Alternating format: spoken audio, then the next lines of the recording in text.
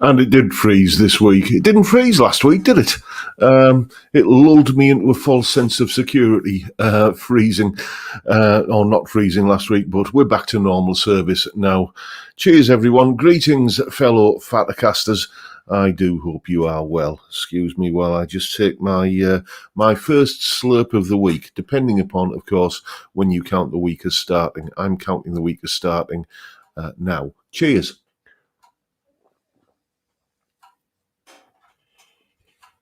Somebody always asks, so I like to get this out of the way before we move on. I've got a mixture tonight. I'll be on Carlsberg Export, and at some point I'll be switching to the usual choice of Heineken.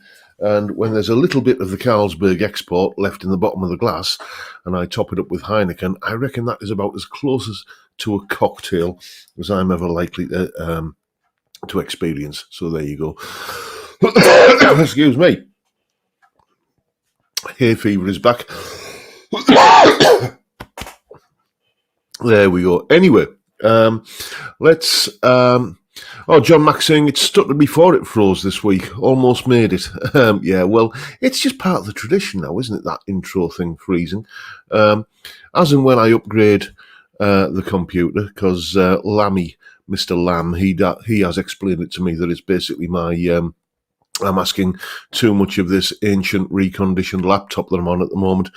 So as and when I upgrade the computer, I think I might just kind of redo the intro music and build a freeze into it. Just because it's part and it's like the Leaning Tower of Pisa, isn't it? It's just a feature of it now. Let's see who was first in. This week it was Mark Kerno. Then we have Dave Fiendish, Terry Day, Rent to Kill, Peter Nicholson. Then Timbo, Anton, Ian Mason, Johnny Random, who was feeling a bit rough today. Not sure about facing a beer. Oh, get it down, you mate. It can only make you feel better.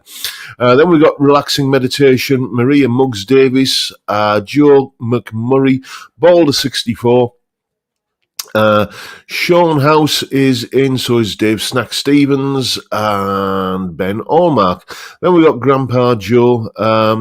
As we approach July the 4th celebrations here in the US, fireworks can ruin a good day with damaged hands, as John can attest to. To all Fattercasters, have a safe week. Yes, indeed. The other reason why fireworks are not exactly my favourite thing is being a dog owner.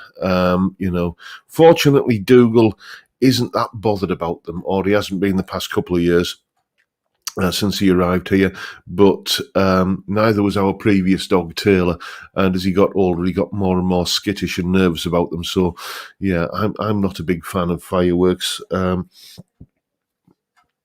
I don't mind it on the day. I don't mind fireworks like over here, it's November the 5th, obviously, Guy Fawkes night, and November the 5th, or the closest weekend, that's fair enough, but it just seems to go on for weeks and weeks and weeks, and it's a pain in the proverbial. Anyway, I'll can that rant for now.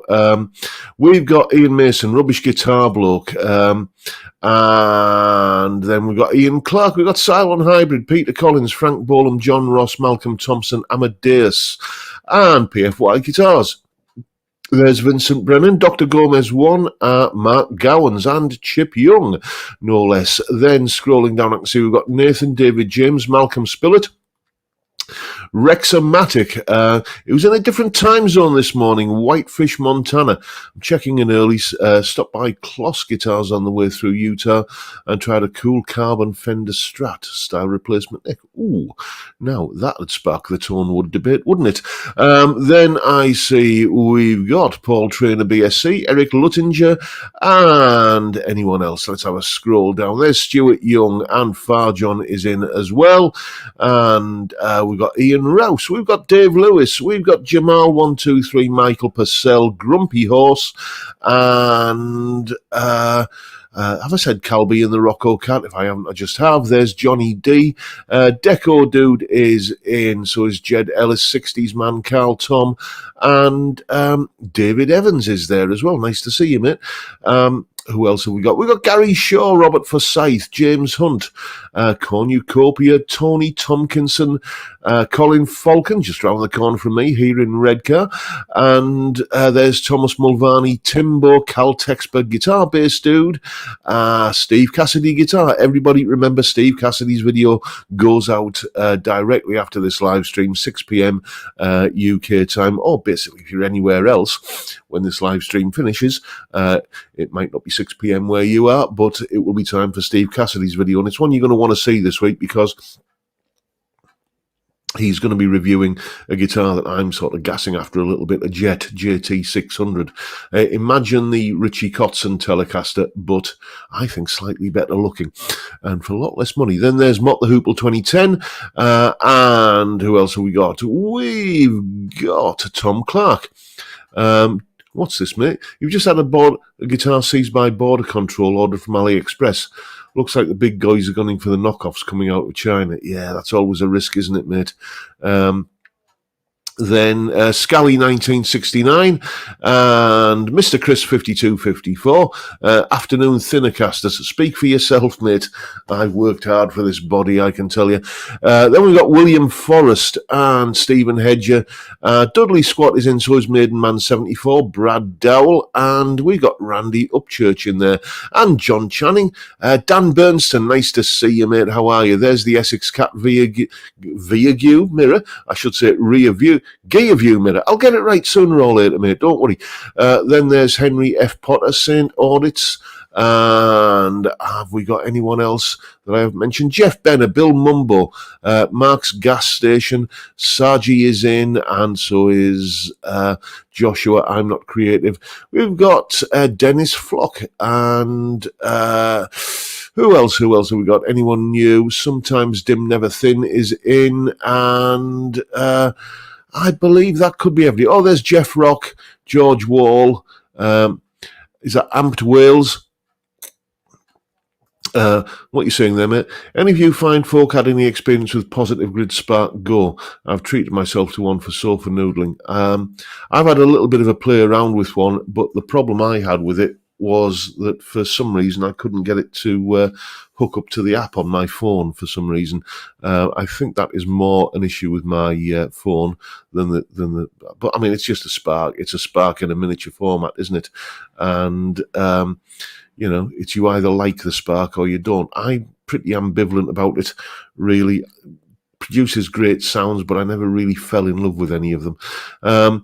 And who else have we got? Anyone else? Peter Goddard is there, and Budget Pedal Chap. And yes, as Budget Pedal Chap says, big shout out to Steve Cassidy for getting on the Gear Street thing. I looked into going along to that, but then I just sort of, you know, there's flights and accommodation to take care of, plus you know, loss of income from, you know, having to take what's probably going to be best part of a week off from doing my day job, which is guitar lessons. And I just thought, yeah, that and the fact that me and the missus haven't been on any kind of vacation or holiday or what you want to call it since, well, our last proper holiday was in 2015.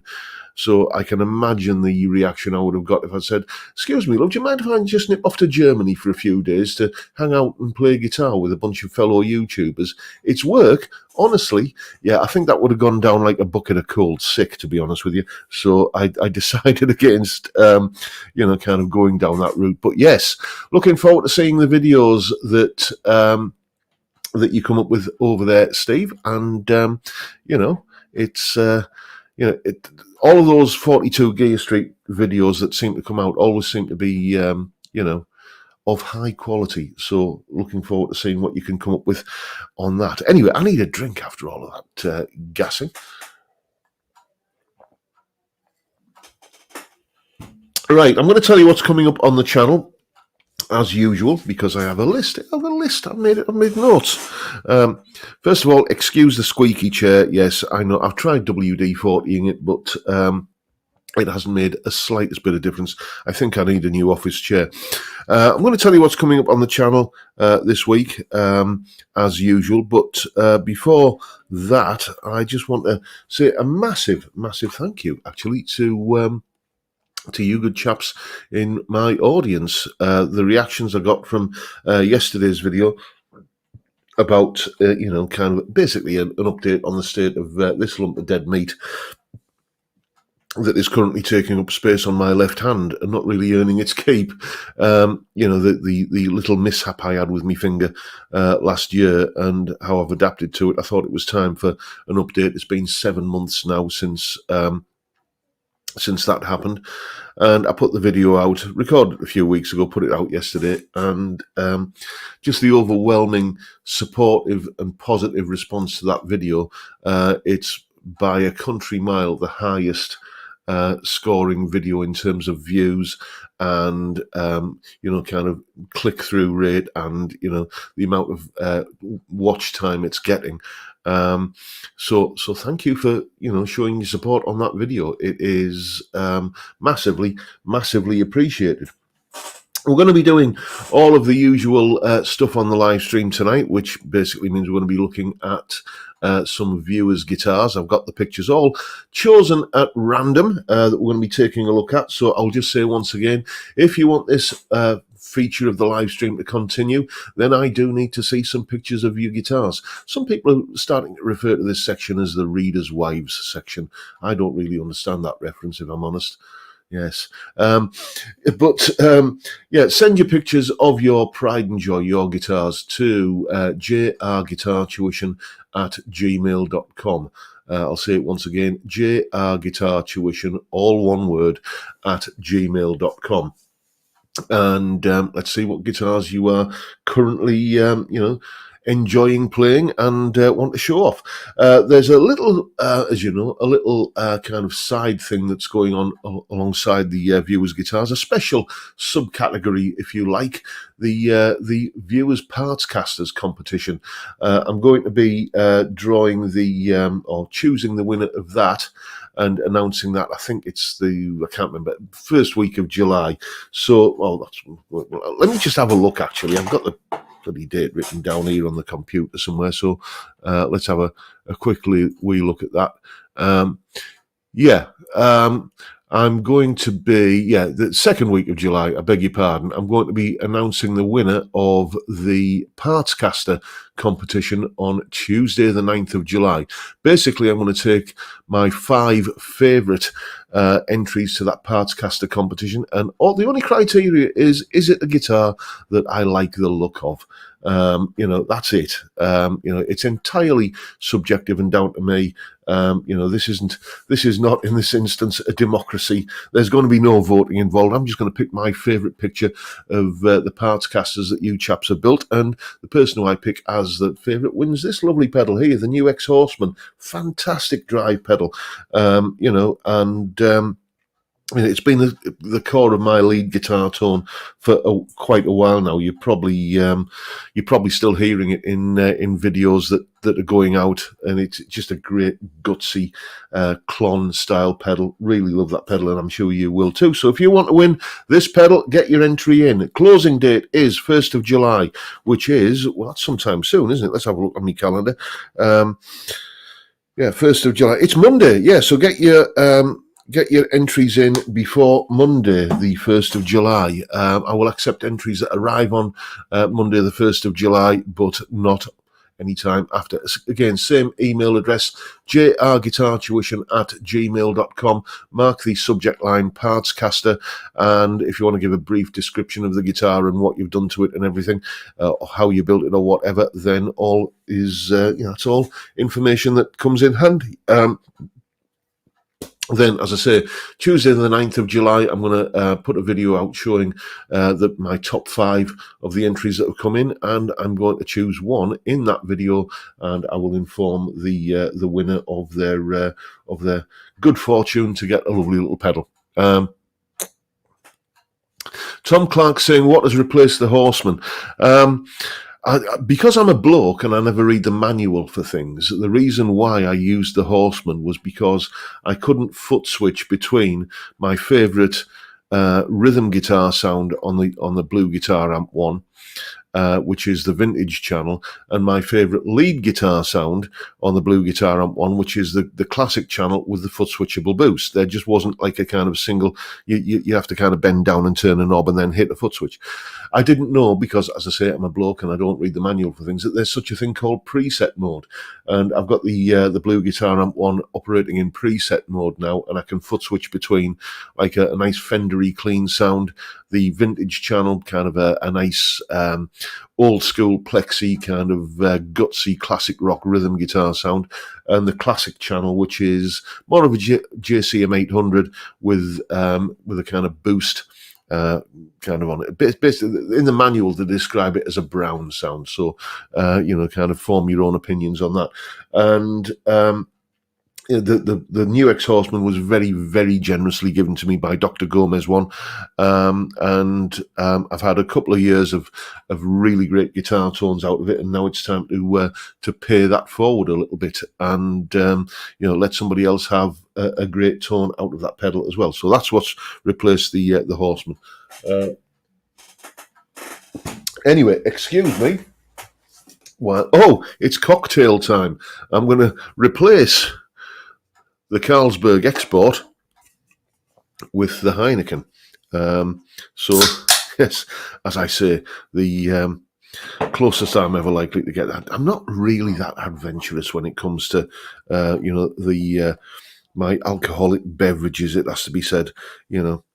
If I'm in a pub that has a decent, get ready everyone, yes, Flake Central, by the way. If I'm in a pub that sells a decent quality, hand-pulled, cask-conditioned, good old-fashioned English ale, then I will always go for that. Theakston's XB. You can't beat that. Something about putting that kind of beer into a bottle or a can, I think, ruins it. So if I'm drinking at home, which is usually what I'm doing these days, and it's out of a bottle or a can, then it's a lager. And beyond that, when it's time for to go, in the words of Father Ted, dreamy, sleepy, nighty, snoozy, snooze, then it's just it's usually Dr. Bell's Magical Highland Elixir, good old drop of Scotch whiskey, and if it's Christmas time, then there'll be a bottle of single malt knocking around, and that's it as far as alcoholic beverages go. Never been into these kind of ideas where you kind of where you mix different drinks together and shake them up and then stick a little umbrella in it and a cherry on the top. Doesn't appeal to me for some reason. Chip Young saying Theakston's has to be all peculiar. Well, yes, it does, but it tends to get rather messy very quickly with Old Peculiar, doesn't it? That's more of a barley wine than a beer. If you have kind of 4 or 5 of those, then you are certainly going to know about it. Anyway, let's just take a look in the chat, see what I've missed, because I've been blethering quite a bit. And there's a question there from Terry Day.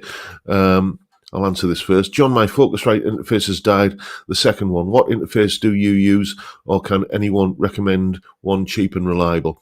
They do have a bit of a checkered reputation online, but I use the Behringer UMC22 Euphoria interface.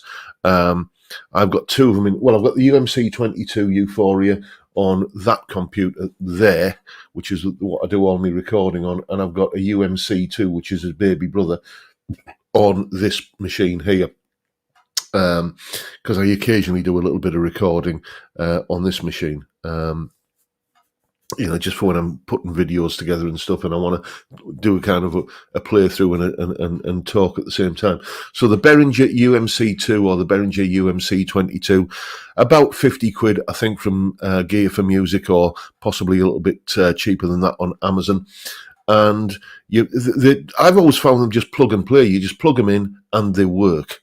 They use an open source driver, ASIO for all, and you just download the driver, install the driver, plug it all in, and it just kind of detects it.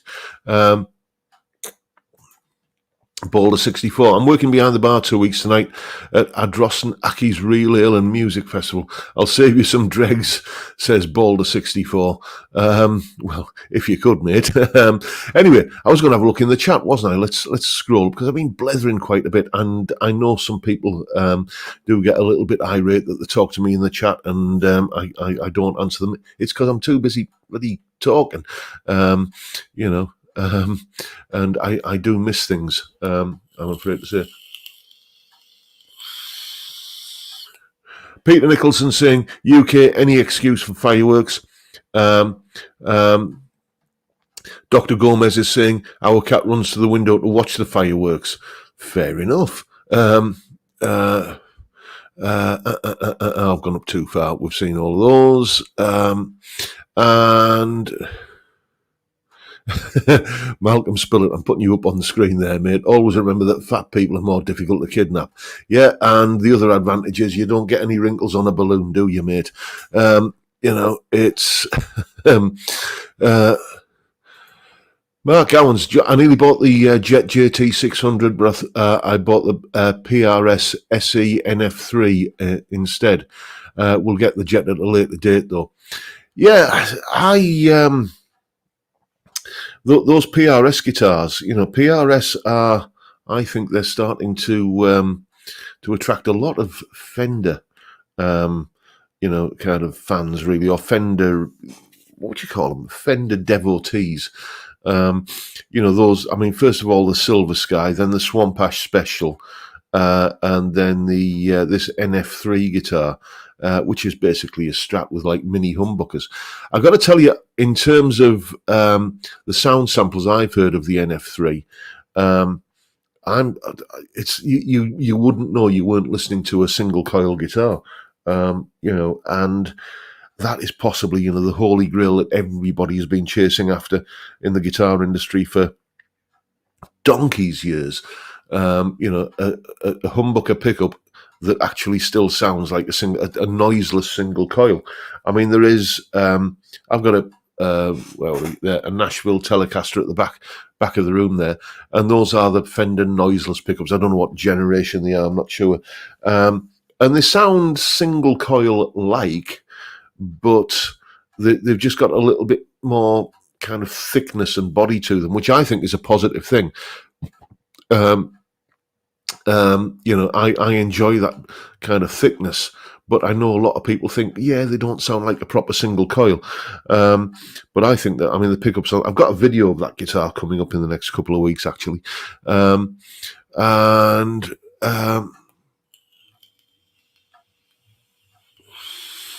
Michael Purcell saying, at least you can put the slide over the third finger. Yes, I can. I've been doing a lot of slide this week for a particular project that I want to give you an update about during tonight's live stream. I've got a lot of stuff to talk about tonight. I normally have to kind of think, what am I going to talk about? But, you know, not tonight. Scally 1969. The only thing you should put in Irish whiskey is a second measure. Now, here's a little snippet of wisdom that was taught to me by a distiller. It surprised me to learn because this was years ago when me and the missus, we hadn't been together long, and we went on a kind of long weekend away up to Scotland, and part of the itinerary on this kind of trip that we had was a distillery visit, one of these little kind of Highland distilleries where they have like half a dozen employees, and you know, and you can't buy the whiskey you know, in your local supermarket. It's just like really specialized. Anyway, this distiller was saying that, you know, the color that whiskey is all due to the barrel that it's placed in. You know, it takes on the color of the barrel, which is why you get, you know, sherry cask whiskies or port wine cask whiskies or even bourbon cask whiskies.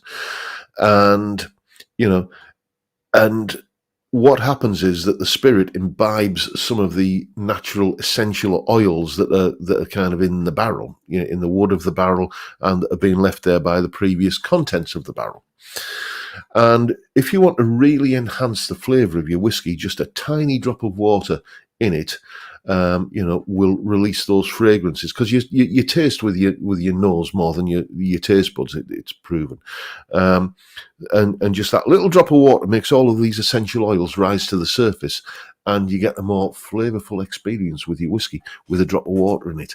I didn't know that, but I don't know if it's scientifically true, but it's one of those things that you get told and you think, well, yeah, actually that makes sense. Anyway, I still haven't told you what's coming up on the channel this week, have I? Anyway, let's get that out of the way.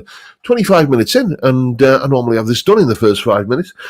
Sunday's video is a guitar that you saw me unboxing on this very live stream a few weeks ago. If you can remember a guitar that looked like a Telecaster that had been made out of kind of steampunk iron railings, the Ferrocaster, as it's dubbed, kindly lent to me by Mr. Malcolm Spillett, who's in the chat there. I shot the video for that guitar all those weeks ago, the week after I'd unboxed it, and this is an indication of how far in advance I do my videos. Sunday is the Ferrocaster's debut on the channel. You're going to find out what that guitar sounds like, and whether or not the fact that it's made entirely out of wrought iron, apart from the neck, obviously, but the body is entirely wrought iron. Does that make a difference to the tone, or does it just sound like a Telecaster? You can find out on Sunday. Then Monday, as usual, is a solo analysis, and it's one that I've been wanting to do for absolutely ages. It's one of those occasions where two of your favourite guitar heroes get together and have a bit of a jam. Enter in the chat there. What is my favourite album? What album do I always bang on about as being the ultimate blues album? And it's a track from that album. There you go. It's. I'll wait till we get some comments in the chat before I do the big reveal there. But anyway, it's a classic blues rock solo featuring two of my favourite guitarists. There we go, Peter Goddard, you've got it there, mate. Clapton and Allman. Yes, it is from the Layla album. Eric Clapton and Duane Allman. I think the video is titled "When Eric and Duane Had a Jam" or something like, or "When Duane Jammed with Eric" or something like that. But it's one of the solo from one of my favourite tracks, or one of the solos from one of my favourite tracks from the Layla and Other Assorted Love Songs album. And then Tuesday's video, top 5 video, as is the case, always on the channel. You may recall a few weeks back I did a video talking about 5 ways that things have got worse. And most people took that video in the sort of slightly tongue-in-cheek manner in which it was intended. It was just literally old man yells at cloud. It was, but there are some people who possibly don't get the fact that us Brits have a love of self-deprecating humour, who took me at my word and seriously, seriously got properly kind of, stroppy with me in the comments section. But, I don't care. Frankly, as I've said before, I've had cigarette butts and beer cans and even gravy-soaked Yorkshire puddings flung at me while I've been on stage playing on the North East club circuit. So do you think really a few caps lock warriors on the internet are going to give me a sleepless night? But I did say during that video that I was going to do a counterbalance to it, which is 5 ways that the world has got better for us guitar-orientated folk, and that is Tuesday's video. Excuse me. Then Wednesday, we're going to be talking about string bends. Basically, one of the final viewers' question videos. Because we are going to be, I keep saying this every week, we are going to be resurrecting the Rhythm Wednesday series of videos that I did a few years back. We're getting back into that with some strumming techniques and that kind of thing. So, by the way, if you have any rhythm guitar related questions, send them in. jrguitartuition@gmail.com. Anything rhythm guitar related, I will happily make a video about it for the Rhythm Wednesday series of videos. Anyway, but we're not onto that yet. We're still kind of wading through the last of the viewers' question videos. And as I said, this coming week, it's all about string bends. Then Thursday, passing trends. Those of us gentlemen of... let me just kind of have a look, see what Carl Tom's saying there. John, am I right in saying that the Layla album is tuned high, result of an out-of-tune piano in the room? I've never checked, mate, but quite possibly yes. Because, you know, if you are a band assembled in the studio and the piano is in tune with itself, but it's like maybe a half a semitone flat or high overall, what you're going to do, you're going to retune all your guitars to the piano. Takes 5 minutes, or are you going to call out a piano tuner to spend a day retuning the piano? Yeah, exactly. I know that second Oasis album suffered from a similar kind of thing. You know, but only on the tracks where there was a piano, like Don't Look Back in Anger and stuff. Anyway, yeah, Thursday's video, passing trends.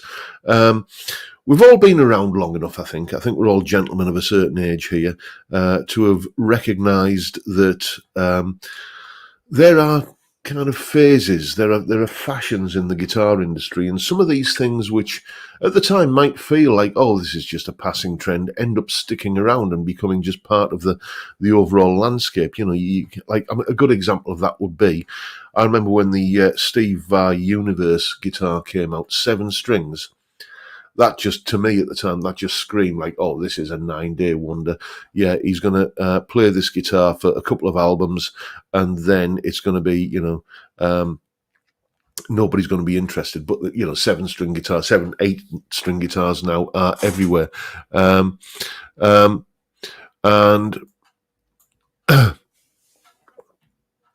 excuse me, I lost my train of thought then.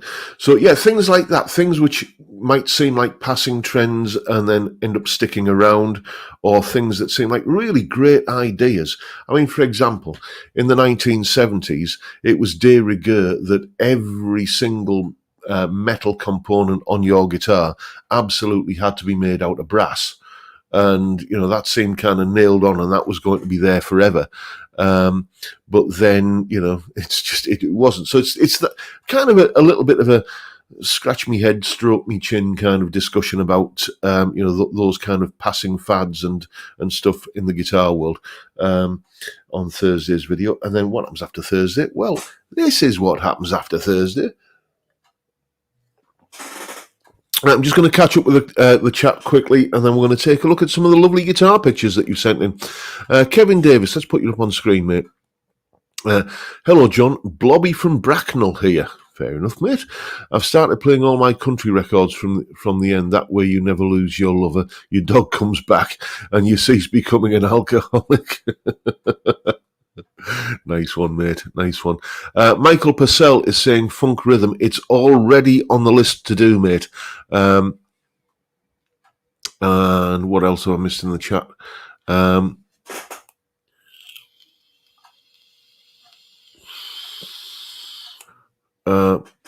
Jay Aoyong is saying, wow, there's going to be a slide in that vid then. Yeah, a little bit. It's the solo, I have to say, is mainly Eric, and there's a few sort of back and forth things between Eric and Dwayne at the end of the solo. But the reason why, I'll tell you why I've been playing a lot of slide this week in a moment. But first of all, let me navigate on my hard drive. It's in which folder is it in? It's in that folder there, the one labeled YouTube. And then inside the YouTube folder, there's a folder called Live Stream. And then inside the Live Stream folder, there's a folder called Viewers Guitar Picks. And we're going to take a look at some of the lovely pictures that you sent in this week. Let's just kind of go for the share screen option, and here we go, chaps. Yet again, another Cal B. How many guitars have you got, mate? I think you said this is the last one in your collection. This is the Harley Benton TE40 TBK.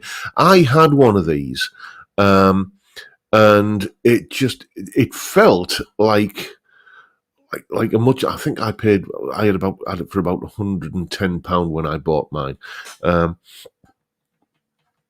And it felt every inch like a £500 guitar. I wasn't keen on the pickups in it, so I swapped those out for some Vansons. I think that was my first experience of using Vanson pickups. And that kind of cured it a little bit, but the thing that I didn't like about it is let's just zoom in here. Can you see how far in front of the bridge that bridge pickup is?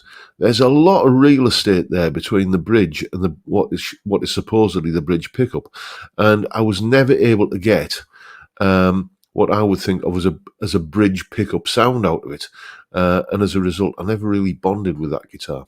But hopefully you're enjoying it, mate. It does look $1 million, doesn't it? That kind of black finish with you can't see it in here, but there's a nice kind of ash wood grain going on under that black finish as well. Then we've got an Epiphone Firebird courtesy of Dave Lewis. I can't tell you how much I lusted after a Firebird when I was a young wee whippersnapper, an adolescent. I had this mentor, a guy called Bob, who was, at the time, I thought he was the best guitarist in the world, and he was always extolling the virtues of the Gibson Firebird. He'd owned one, but he had to sell it because he'd fallen on some hard times. But the one that he recommended is it the Firebird 7 with the 3 pickups? And I can't tell you how much I wanted one of those. One day I'll grab one, but it'd have to be the 3 pickup model. That's a lovely looking guitar though, Dave. And then Dave Lewis again, his travel guitar rig. Yes, the Hofner Shorty. Unlike that Black Star Carry-On that I had in here a few weeks ago, which I was trying to be diplomatic about it, but it wasn't really a guitar that I felt comfortable on, because it was I think it was something like a 20-inch scale length or something like that. This is the full proper scale length. I might just kind of grab something like this and review it, because it's not a guitar that a type of guitar that I've really featured much of on the channel. I used to have one of these little Marshall kind of pocket amp stacks as well, which sounded well. It never really deserved the Marshall name on the front of it, I thought. What else we got next? We've got David James's Squires. Here we go. So what's this here then? I'm relying on, as I say, I have the details in an email, but I can't get the email app up at the same time as StreamYard to do the live stream and this picture app. But that looks very, very, very much like a classic vibe. I know what this one is. Yes, this is a Fender Showmaster, isn't it? A guitar that, it was sort of like the budget version of the heavy metal Strat, wasn't it? And, kind of with the slightly kind of rock and roll reverse headstock. And what we got here, this again, is this a classic vibe telly? Or no, I think that's an Affinity telly, isn't it? I'm not sure. Anyway, but you did tell me, David, and I apologise. I should have made some notes on it, but which one of those would be the guitar well, it's obviously going to be the telly, isn't it?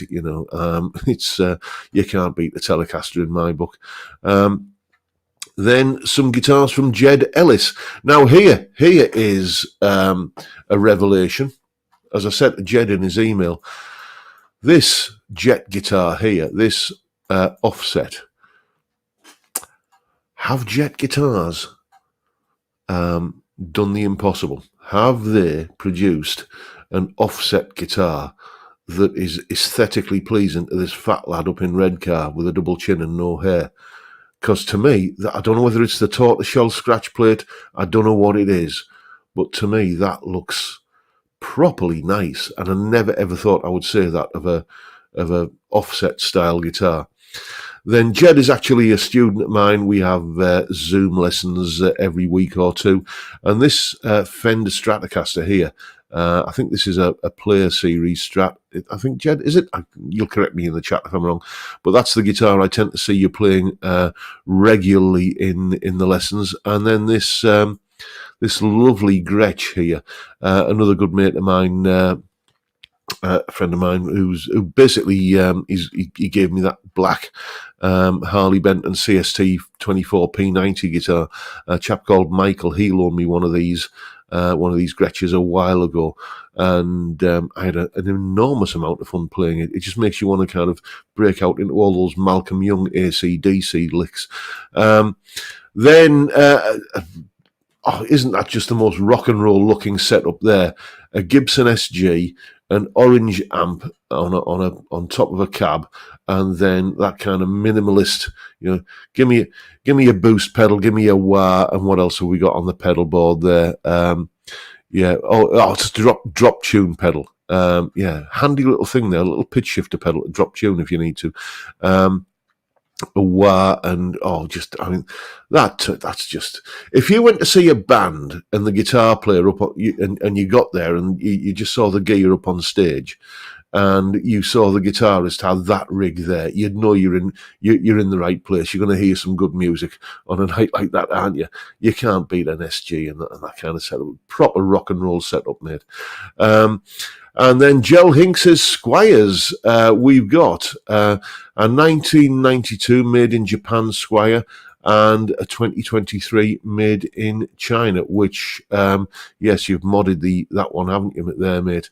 That would be actually not that I'm really into strats, but a hardtail Strat with a pair of humbuckers. Yeah, that's all it needs is a tortoiseshell scratch plate, mate.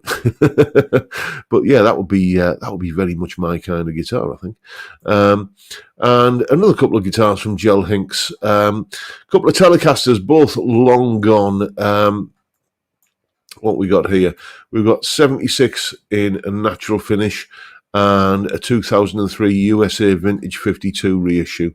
Yeah, I mean, again, you think Telecaster, and either of those two guitars, that's the mental image you form, isn't it? That's the sort of the definitive textbook look for a Telecaster. And then a mate of mine from local to here, Neil, with a Music Man, I think that's Sterling Music Man John Petrucci, and then this guitar, which I think you might have seen me showing off on the channel last week on last week's live stream. This lovely, I think it's a Squire limited edition classic vibe thin line telly. I've got it actually here in the room. I'll show you it after we've done this little slideshow. And then one of Neil's other guitars, this lovely 12-string Washburn. It's the thing that appealed to me about this picture is here you've got a guitar that couldn't look more kind of Gene Autry, country and western, Roy Rogers, the singing cowboy, right next to a big old Iron Maiden poster on the wall. Just that juxtaposition that actually had a little bit of a chuckle when I saw that picture. But there you go, folks. That is the selection of viewers' guitars for this week. And as I promised, here is that rather lovely Squire classic vibe. I think it's a limited edition thin line Telecaster. I've got the details written down, but I have a memory like a colander. I've already shot the video for this guitar, so you're going to be seeing that in the coming weeks. Lovely looking thing. And I will just also reiterate that Neil loaned me another guitar at the time, which is still here, this rather lovely Hagstrom Super Swede with 3 chrome-plated P90 pickups. Chrome-plated P90s. You never see, you see chrome-plated humbuckers and, like on a Telecaster, the neck pickup is a chrome-plated single coil. You don't often see chrome-plated P90s. This is a very, very handsome-looking beast, it has to be said, and it's for sale. If this lovely-looking guitar floats your boat, and you've got somewhere in the region of 650 quid that you want to spend on treating yourself, get in touch with me, jrguitartuition@gmail.com, and I'll put you in touch with Neil and maybe you can work something out. But anyway, it's time for a beer.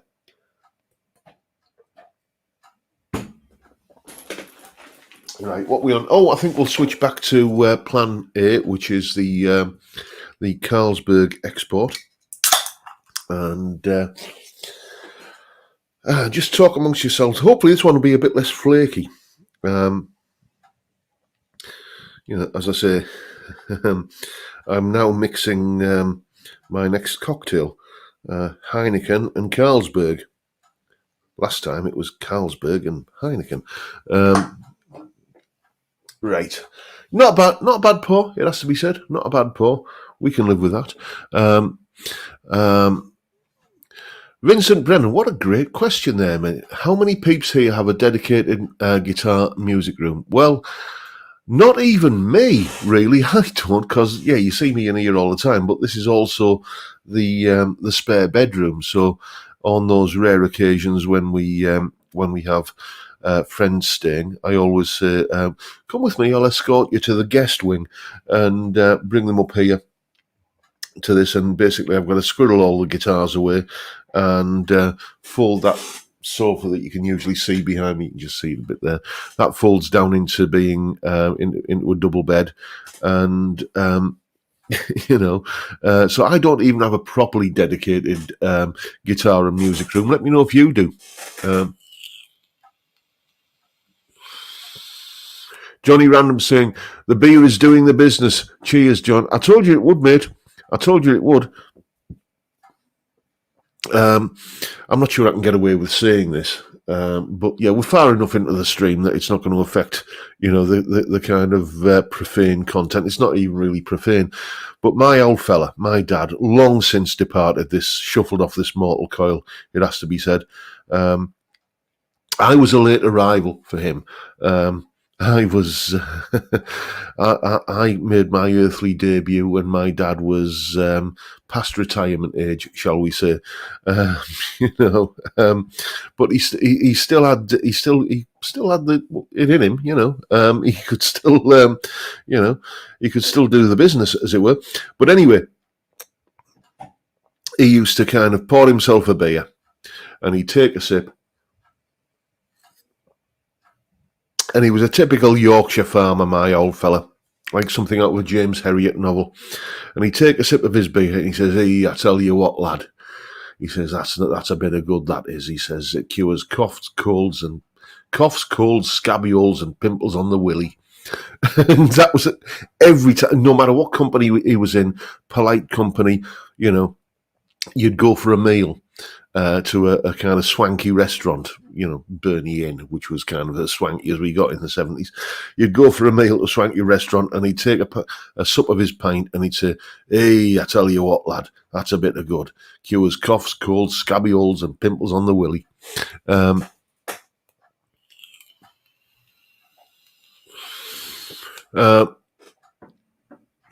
Malcolm Spillett, my granddaughters like to sleep on the inflatable bed in the music room where they stay. Budget pedal chap, what you saying there, mate? I have got a guitar room. It feels like it's mostly cable by this point. Mr. Chris 5254, I have, but I share it with a cat. Son's old bedroom is my guitar room, says Ian Mason. Henry F. Potter, what are you saying there, mate? As a new Patreon member, I'm having a bit of bother finding the content I'm looking for.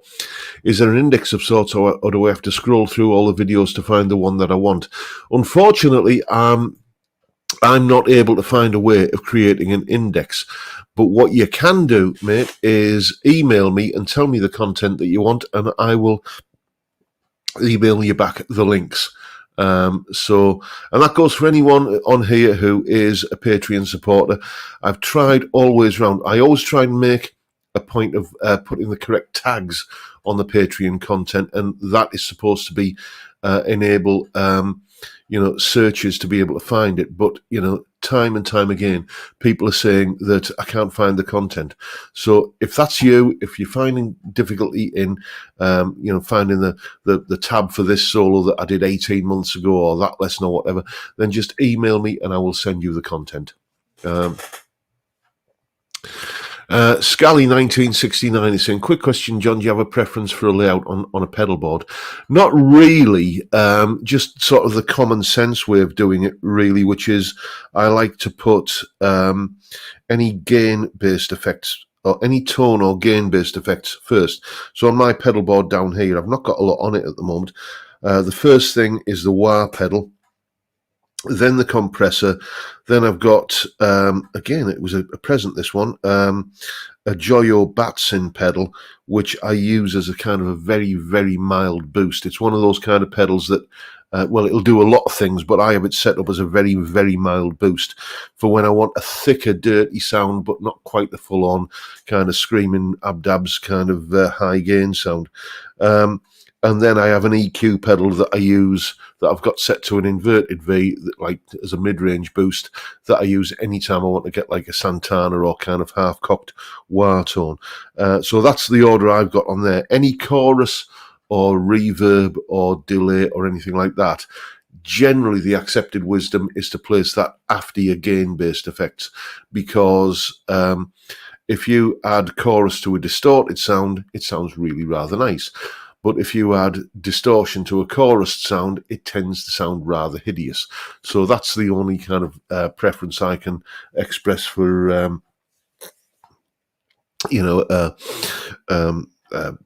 order for a pedal board. I'm not really that into pedals, if I'm honest. Some people love to get a new pedal and hook it all up and, what does this do? And all this, it's like, for me, they're just a tool. I like a wah pedal sound. I like a compressed sound for some clean lead stuff, especially stratty kind of stuff. I like that sort of boost for the kind of slightly overdriven but not too dirty sound. And I like the graphic pedal just for, as I say, the Santana stuff. That's it.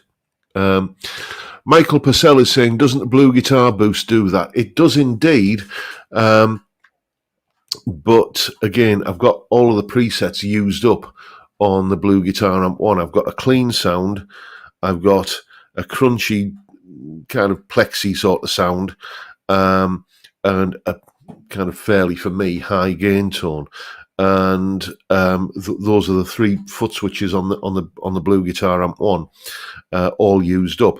Sometimes I just want that crunchy plexi sound, but just with a little bit more of bite to it, and that's what I use the Batsin pedal for. It would be possible to do it on the Blue Guitar Amp 1, but I've run out of foot switches. I'd have to buy another kind of like there's like an external foot switch thing that you can buy to plug into it. But I've got this pedal to do the same job. Budget pedal chap, I'm not a big pedal guy either. Yes, do I detect a hint of sarcasm there in your comment there, mate? Oh, it's Dean, it's going down really rather well tonight, that's to be said. Johnny D, some guitar effects pedals, standalone with just one function, not multi-effects processors, have become very, very silly price-wise. This is one of the things that I shall be kind of stroking me chin and scratching me head about in Thursday's video.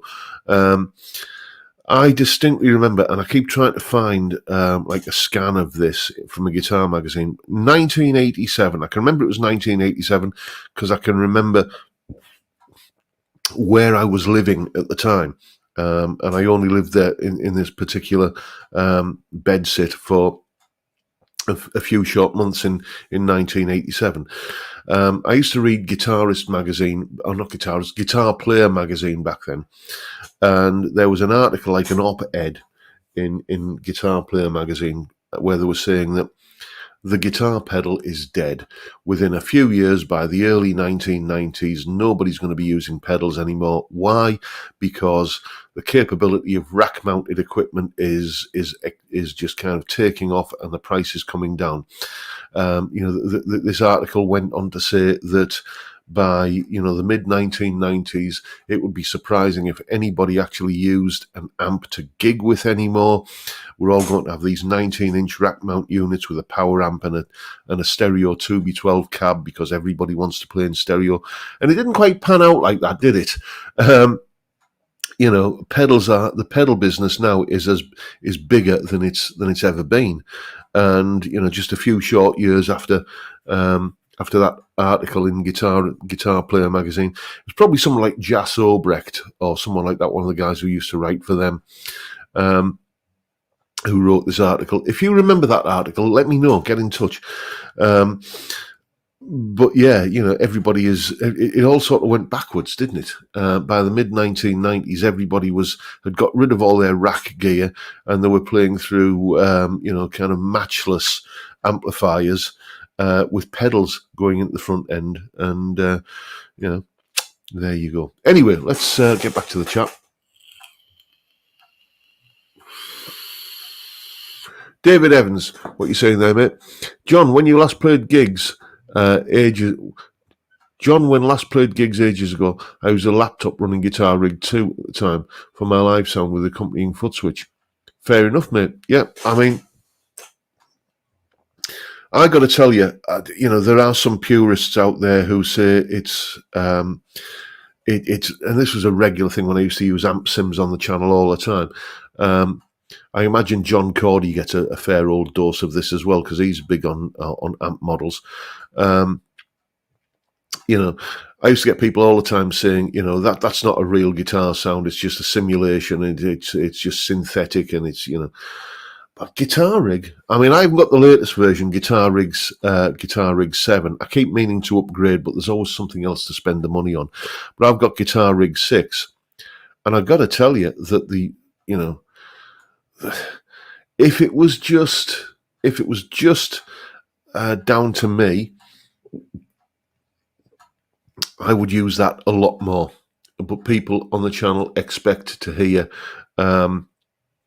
the sound of a real amp, which is why I've got the Blue Guitar Amp one. And my good mate in the Netherlands, Edwin, gave me a fantastic price on it when he sold it to me, and I do love the sounds I'm getting out of it. But providing you don't go for like option anxiety on all of the presets in Guitar Rig,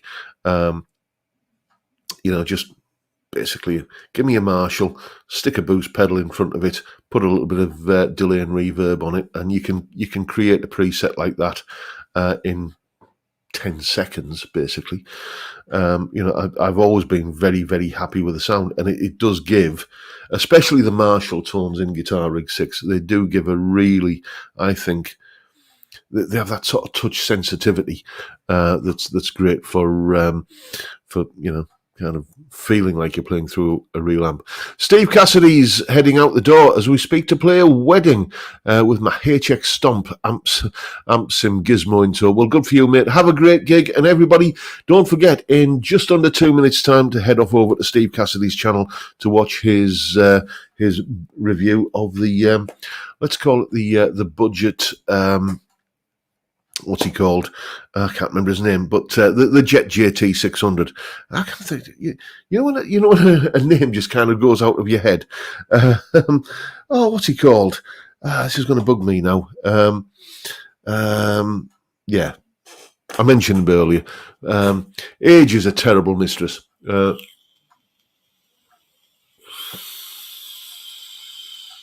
Let's have a look. See what's going on.